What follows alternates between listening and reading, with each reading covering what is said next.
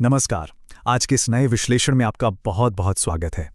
आज हम एक ऐसे खजाने की बात करने वाले हैं जो हमारी नज़रों से बिल्कुल दूर ज़मीन की गहराइयों में दफन है।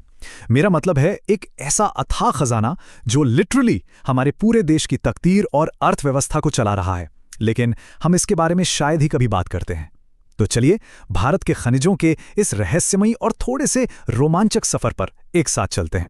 तो सबसे पहले जरा इस दिलचस्प जियोग्राफिकल मिस्ट्री यानी भौगोलिक रहस्य को देखते हैं। क्या आपने कभी इस बात पर गौर किया है कि जो हमारे उत्तर भारत के विशाल और उपजाऊ मैदान हैं, जहां देश की सबसे घनी आबादी बसती है, वो खनिजों से पूरी तरह खाली क्यों है?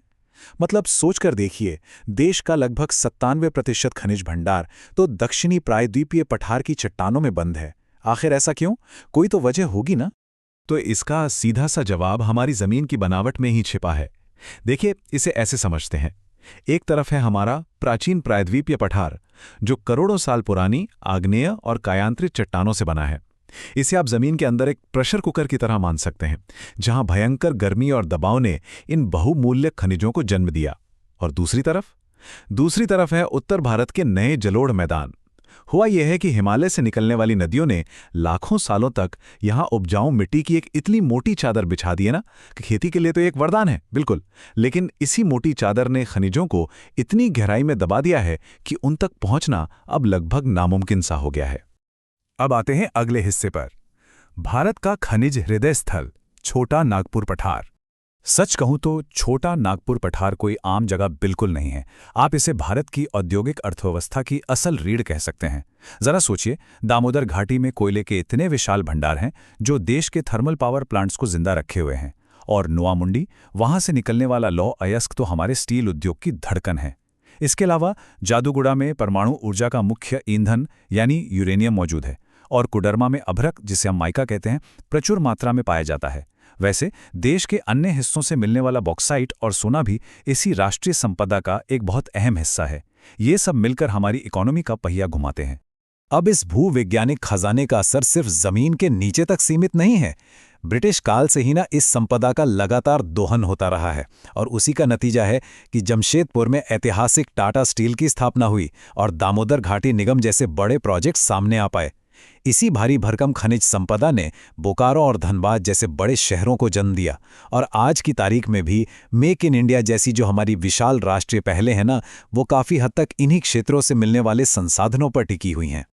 आगे बढ़ते हैं, भविष्य के महत्वपूर्ण खनिज, कल की ऊर्जा। आजकल पूरी दुनिया अत्याधुनिक तकनीकों के लिए कुछ खास खनिजों के पीछे भाग रही है।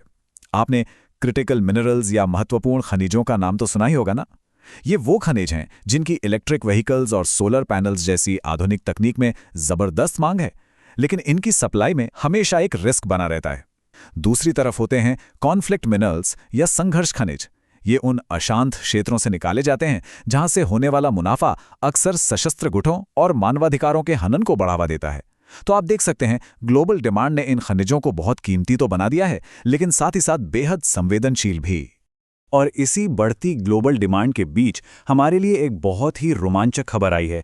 जम्मू और कश्मीर के रियासी इलाके में भविष्य के ईंधन यानी लिथियम के विशाल भंडार पाए गए हैं। अब लिथियम आज के समय में आप कह सकते हैं कि तकनीक की दुनिया का नया सोना है। ये तेज़ी से बढ़ते बैटरी सेक्टर और इलेक्ट्रिक वाहनों के लिए सबसे ज़्यादा ज़रूरी है। तो ये जो खोज हुई है ये तकनीकी आत्मनिर्भरता की दिशा में हमारे लिए एक बहुत बहुत बड़ी उम्मीद जगाती है। हाँ, लेकिन इस सुनहरी तस्वीर का एक कड़वा पहलू भी है।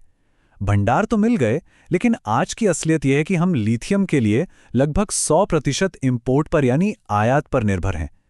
हमारी आज की ज़रूरतें मुख्य रूप से ऑस्ट्रेलिया और दक्षिण अमेरिका के मशहूर लिथियम ट्रायंगल, जिसमें अर्जेंटीना, बोलिविया और चिली आते हैं, वहां से पूरी होती हैं। तो ज़मीन के नीचे भंडार होना एक बात है, लेकिन उसे सही और सुरक्षित तकनीक से बाहर निकालना वो एक बिल्कुल अलग और बड़ी चुनौती है। तो अब आते हैं एक थोड़े गंभीर विषय पर, खनन का स्याह सच, मानवीय और पर्यावरणीय कीमत। खनिजों को जमीन से निकालने की इस पूरी प्रक्रिया का एक डरावना सच भी है, जिसे हम नज़रअंदाज नहीं कर सकते। इसके कारण भयंकर वनों की कटाई, मिट्टी का कटाव और पानी का बड़े पैमाने पर प्रदूषण होता है। उदाहरण के लिए मेघालय जैसे राज्यों में होने वाली जो रैट होल माइनिंग है ना, वो न केवल पर्यावरण को पूरी तरह तबाह करती है, बल्कि वहां काम करने वाले खनिकों की जान को भी भारी जोखिम में डालती है। और सबसे दुखद बात जानते हैं क्या है? विकास के इस नाम पर अक्सर उन कमजोर आदिवासी समुदायों को अपना घर छोड़ना पड़ता है जो पीढ़ियों से उन जंगलों में शांति से रह रहे थे। पर क्या इसका कोई समाधान है? चलिए देखते हैं। एक टिकाऊ रास्ता, निष्कर्षण की नई सोच। देखिए, हमारी आर्थिक जरूरतों और पर्यावरण के बीच एक बैलेंस बनाने के लिए ना एक बहुत बड़ा कदम उठाया गया है, जिसे हम राष्ट्रीय खनिज नीति 2019 कहते हैं। ये नीति खनन क्षेत्र को पारदर्शी और टिकाऊ यानी सस्टेनेबल बनाने का एक पूरा ब्लूप्रिंट है। इसका मेन फोकस ये नहीं है कि बस खनिजों का अंधाधुंध दोहन करते रहो, बल्कि इसका उद्देश्य ये सुनिश्चित करना है कि खनन प्रक्रिया से समाज और पर्यावरण दोनों की रक्षा हो सके। अब आप सोच रहे होंगे कि इसमें ऐसा क्या खास है, तो सुनिए, इस नीति के तहत कुछ बेहद ठोस कदम उठाए गए हैं। पहला बड़ा कदम है शून्य अपशिष्ट खनन यानी जीरो वेस्ट माइनिंग को अनिवार्य बनाना, ताकि संसाधनों की जरा भी बर्बादी ना हो। दूसरा है विशेष खनन क्षेत्र या EMZ की स्थापना, ताकि पर्यावरण और खनन के बीच जो सीधा टकराव होता है ना, उसे कम किया जा सके।